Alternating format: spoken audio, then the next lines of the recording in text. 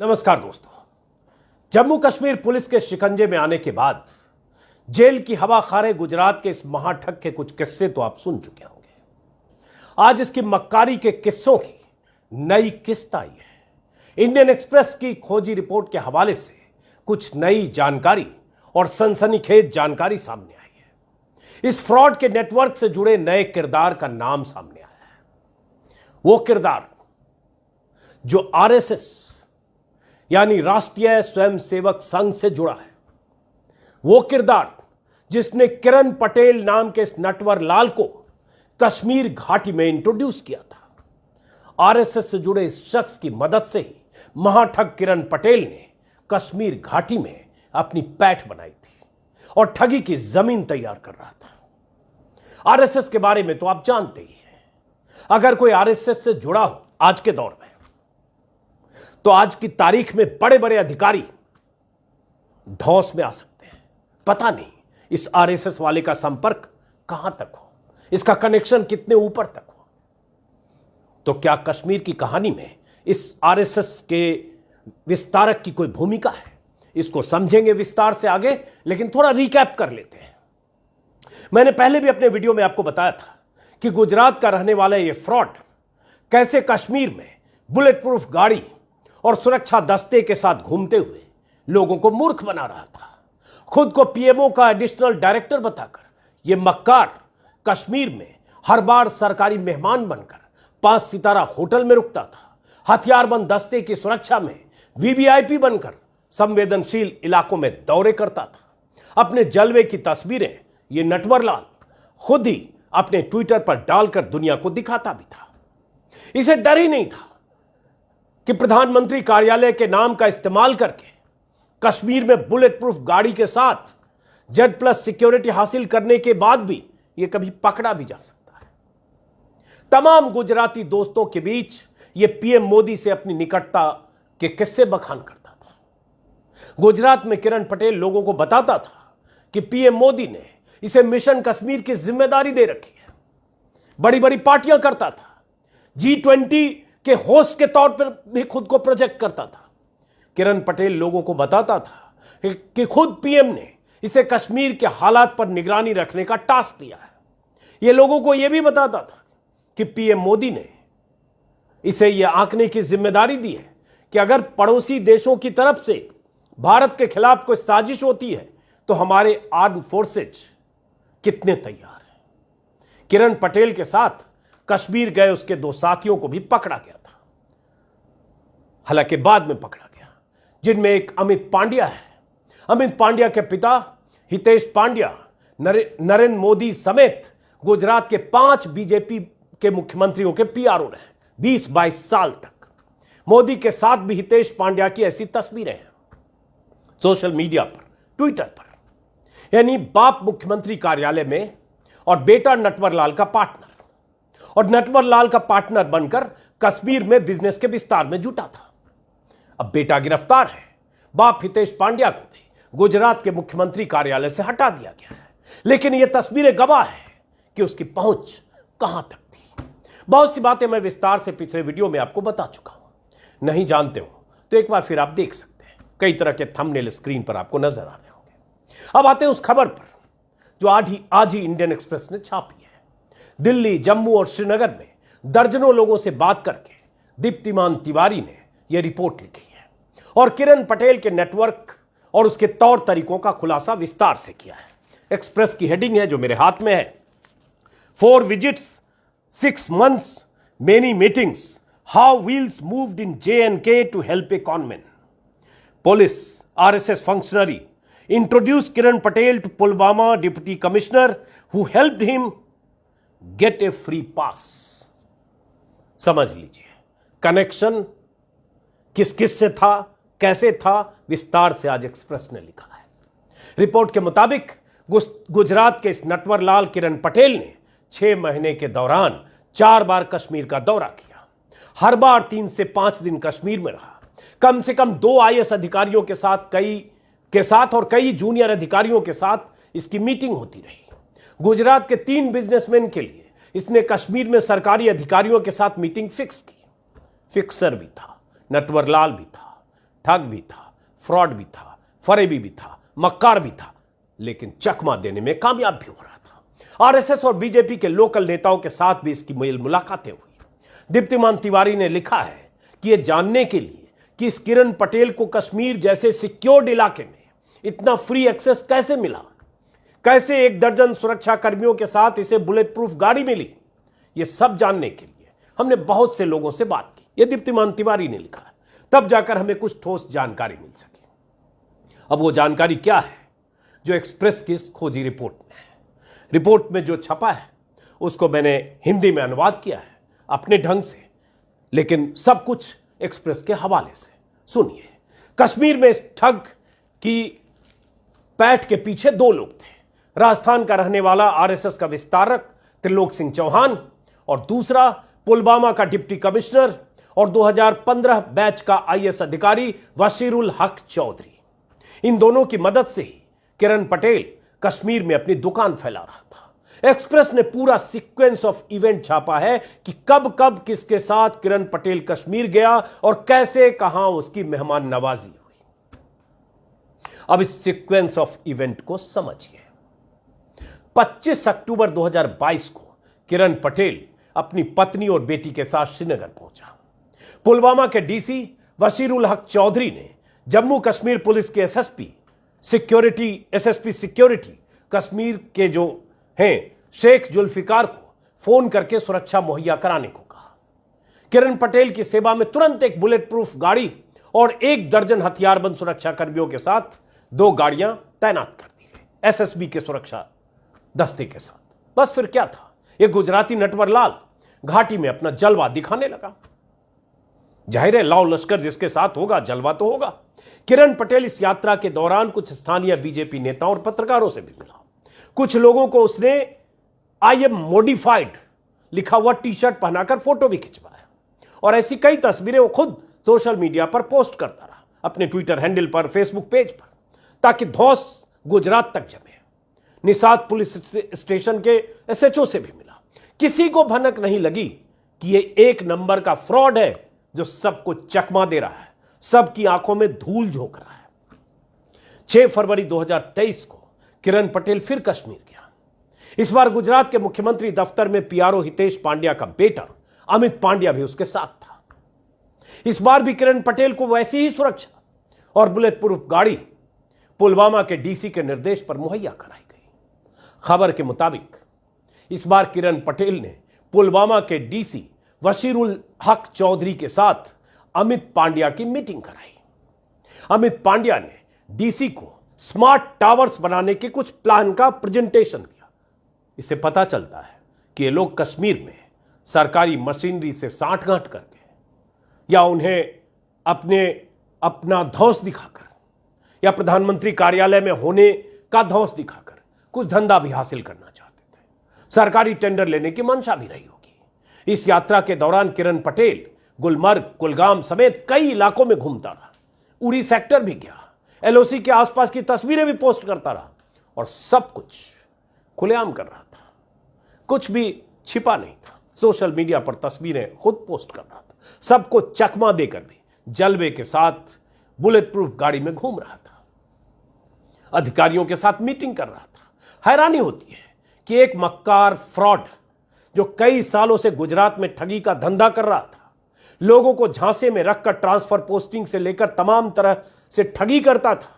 कई लोगों से इसने पैसे ले रखे थे और सीधे प्रधानमंत्री के नाम का इस्तेमाल करता था। वो कश्मीर में अधिकारियों के लिए वीवीआईपी बनकर घूम रहा था, कश्मीर के विकास में योगदान देने में जुटा था। उस कश्मीर में जहां इतनी एजेंसियां हैं, इतनी जबरदस्त सुरक्षा है, केंद्र सरकार का सीधा कंट्रोल है, अमित शाह के मंत्रालय की निगरानी है, फिर भी उस पर किसी को शक नहीं हो रहा था। सोचिए जरा, फरवरी महीने में ही किरण पटेल फिर कश्मीर गया, 24 से 28 फरवरी के बीच। इस बार उसके साथ फिर कुछ दूसरे लोग थे, जिसमें कोई हार्दिक चांदना नाम के डॉक्टर भी थे, शायद जय सीतापरा नाम का एक गुजराती कारोबारी भी था। सबको कुछ धंधा कश्मीर में करना था। पटेल उनके लिए फिक्सर का काम कर रहा था, सेटिंग। किरण पटेल इस यात्रा के दौरान Jammu Kashmir tourism development corporation के एमडी मिंग शेरपा से भी मिला।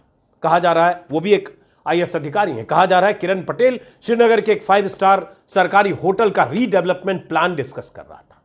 मतलब ये कश्मीर में न जाने क्या क्या करना चाह रहा था। सेब के लिए कोल्ड स्टोरेज भी लगा रहा था, 5 स्टार होटल भी रीडेवलपमेंट करना चाहता था, कुछ टावर भी बनाना चाहता था। अब जरा सोचिए, ये गुजराती नटवर लाल कितने तरह के गोरख धंधे में लगा था। खुद को पीएमओ में एडिशनल डायरेक्टर कहने वाला किरण पटेल बड़े बड़े अधिकारियों से मिलकर उन पर धौंस भी जमाता था, और इसकी पोल खुलने में इतना वक्त भी लग गया। बड़ी हैरानी होती है, पुलवामा के उस आईएएस अफसर को कैसे पता नहीं चला कि यह फ्रॉड है, या फिर सब कुछ जानकर भी वो इस फ्रॉड और इसके साथियों की मदद कर रहे थे, इसे वीआईपी सुरक्षा मुहैया करवा रहे थे। एक्सप्रेस में जो कहानी छपी है उसके मुताबिक आरएसएस से जुड़े त्रिलोक सिंह का पुलवामा के डीसी बशीरुल हक चौधरी से अमरनाथ यात्रा के दौरान जुलाई 2022 में किसी ढंग से परिचय हुआ। कहीं वो फंसे थे, किसी ने उनकी मुलाकात कराई डीसी से और वहां से दोस्ती हो गई। उस आईएएस अधिकारी को लगा कि चौहान संघ से जुड़ा है तो दिल्ली में भी ऊंची पहुंच होगी। उसने चौहान से दिल्ली के बड़े लोगों से संपर्क कराने को कहा, और इधर ये महाठग कश्मीर में कुछ गुल खिलाने के तरीके खोज रहा था। संघ वाले चौहान से इसका पुराना परिचय था। अब कहां से कहां परिचय भी होता है। यह गुजरात और संघ वाले चौहान जी राजस्थान, कहानी गुल खिलाना है कश्मीर में। चौहान ने ही किरण पटेल का परिचय पुलवामा के डीसी से कराया, और अक्टूबर में जब किरण पटेल श्रीनगर गया तो डीसी साहब इससे मिलने होटल ललित तक आए। पटेल ने उन्हें पीएमओ वाला अपना विजिटिंग कार्ड दिखाकर धौंस में ले लिया। यह कहा जाता है, एक्सप्रेस में भी छपा है। उसके बाद से दोस्तों और मेहमान नवाजी का खेल शुरू हो गया दोस्तों के साथ। बात समझ में ही नहीं आ रही है कि कश्मीर के पुलवामा जैसे अति संवेदनशील इलाके में तैनात एक आईएएस अधिकारी माफ करेंगे, कैसे इस फ्रॉड के झांसे में आ गया। ऐसे ही पीएमओ का बड़ा अधिकारी बनकर कोई विजिटिंग कार्ड दे देगा और सरकारी मशीनरी उसकी आवभगत में जुट जाएगी। संघ के उस चौहान का कश्मीर के इस आईएएस अधिकारी पर इतना प्रभाव क्यों था? कश्मीर में जैसी सुरक्षा इस फ्रॉड को दी गई, बुलेट प्रूफ गाड़ी दी गई, वैसी सुरक्षा एडिशनल चीफ सेक्रेटरी होम की अनुमति के बिना नहीं दी जा सकती। एसीएस होम, और एसीएस होम की अनुमति भी तब मिलती है जब संबंधित विभाग की तरफ से जानकारी आती है कि अमुक अधिकारी वहां जा रहे हैं। ऑफिशियल कम्युनिकेशन, उनकी सुरक्षा का इंतजाम किया जाए। सुरक्षा का पैमाना स्टेट सीआईडी और इंटेलिजेंस के इनपुट के आधार पर तय होता है, लेकिन इस मामले में ऐसा कुछ भी नहीं हुआ। पुलवामा के डीसी ने एसपी को कह दिया, और एसपी ने बुलेट प्रूफ गाड़ी के साथ 1 दर्जन सुरक्षा कर्मी को इस फ्रॉड, फरेबी, मक्कार, धोखेबाज नटवर लाल की सेवा में तैनात कर दिया। यह सब इतना आसान और सहज है क्या? यह कहानी इतनी ही होगी क्या? एक्सप्रेस ने यह भी छापा है कि कैसे किरण पटेल की पोल खुली, लेकिन अभी पूरी पोल खुली है क्या? पोल खुलने में सबसे अहम भूमिका निभाई बडगाम के डीसी फखरुद्दीन हामिद ने। फरवरी में किरण पटेल अपने तामझाम के साथ बडगाम के दूध पथरी इलाके में गया था। कहा यह जा रहा है कि डीसी साहब उससे मिलने नहीं आए तो उसने किसी को कहा था कि डीसी को बता देना कि मैं उनका भी ट्रांसफर करा दूंगा। यह मैंने कहीं कश्मीर के किसी अखबार में पढ़ा था जब मैं वो स्टोरी वीडियो बना रहा था। इसके हाव भाव के बारे में जानकारी मिलने पर डीसी फखरुद्दीन हामिद ने अपने तय जांच शुरू की। खुद ही पीएमओ की वेबसाइट को खंगाला, पता किया कि किरण पटेल नाम का कोई अधिकारी वहां पोस्टेड है या नहीं, और यही काम पुलवामा के डीसी पहले कर सकते थे। थोड़ी भी अकल तो लगाते, आईएएस थे और है। अपने हिसाब से जानकारी जुटाकर बडगाम के डीसी इस नतीजे पर पहुंचे कि किरण पटेल नाम का कोई अधिकारी पीएमओ में है ही नहीं। इससे पहले यह काम किसी ने क्यों नहीं किया? सुरक्षा देने वाले एसपी ने क्यों नहीं किया? तब डीसी साहब ने अपने ब्यूरोक्रेट्स और साथियों को अलर्ट किया कि यह फ्रॉड है। इसी बीच 1 मार्च को दूध पथरी विकास निगम के सीईओ के पास किरण पटेल का फिर फोन आया कि वो विजिट के लिए फिर आ रहा है। तब बडगाम के डीसी फखरुद्दीन हामिद ने उच्चाधिकारियों को पूरी सूचना दे दी कि यह फ्रॉड किरण पटेल श्रीनगर पहुंचने वाला है। इधर सीआईडी को भी ललित होटल के स्टाफ से कुछ सुराग मिल गया था, जहां यह ठहरता था, कश्मीर का 5 सितारा होटल, कि पीएमओ में खुद को अधिकारी बताने वाला एक शख्स यहां रौब गाड़ता है। उसके पास विजिटिंग कार्ड भी है। यानी हर तरफ से किरण पटेल को दबोचने की तैयारी हो चुकी थी। 2 मार्च को जैसे ही उसके अहमदाबाद से श्रीनगर पहुंचने की सूचना आई, एयरपोर्ट पर ही उसे गिरफ्तार करने का निर्देश बडगाम एसएसपी को दे दिया गया।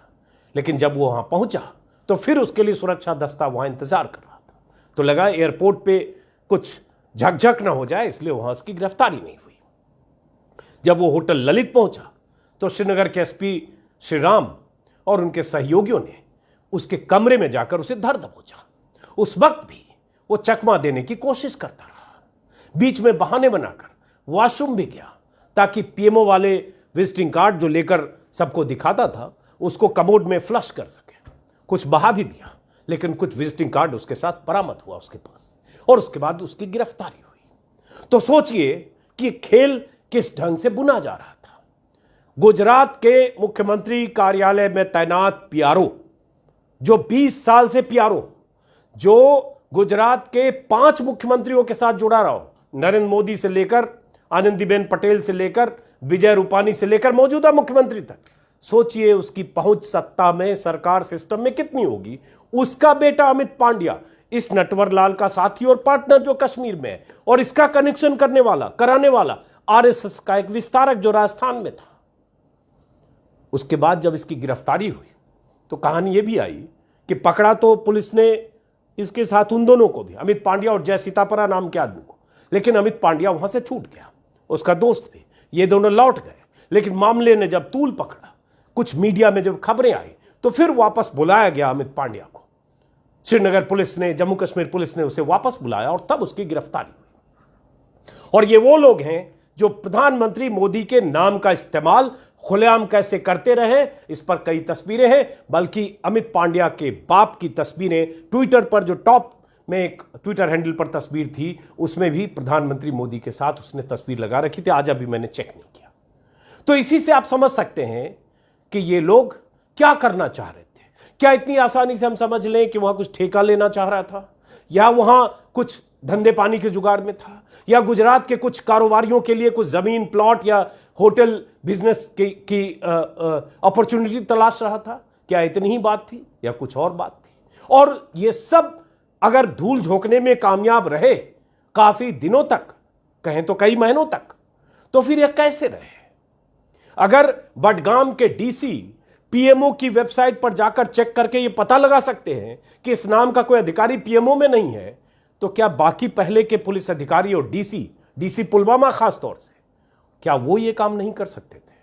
ये सब अभी जांच का विषय है। देखते हैं आगे क्या जानकारी मिलती है। लेकिन फिलहाल समझिए कि अगर कोई नटवर लाल ऐसा हो जिसके पास कुछ ऐसी तस्वीरें हो, कुछ ऐसे कनेक्शन हो, और ये एक बात और, किरण पटेल की भी तस्वीरें हैं अमित शाह के साथ भी, जो पिछले वीडियो में भी मैंने दिखाया था, और ये गुजरात में डंके की चोट पर गोरख धंधा करता रहा है और बहुत कुछ कहता रहा है जो मैंने पिछले वीडियो में बताया था, इसलिए उस विस्तार में नहीं जा रहा। लेकिन हाँ, जांच मुकम्मल होनी चाहिए और वहां तक पहुंचनी चाहिए जहां तक जिम्मेदार लोग हों, चाहे वो संघ के लोग हों, चाहे इसके बाप के की गर्दन तक भी शिकंजा कसना चाहिए। लेकिन देखते क्या होता है इस पूरे मामले में। फिलहाल इस वीडियो को खत्म करते हैं, फिर मुलाकात होगी। अगर आपने मेरे YouTube चैनल को सब्सक्राइब नहीं किया तो सब्सक्राइब करें, सब्सक्राइब किया तो ज्वाइन करें। नमस्कार।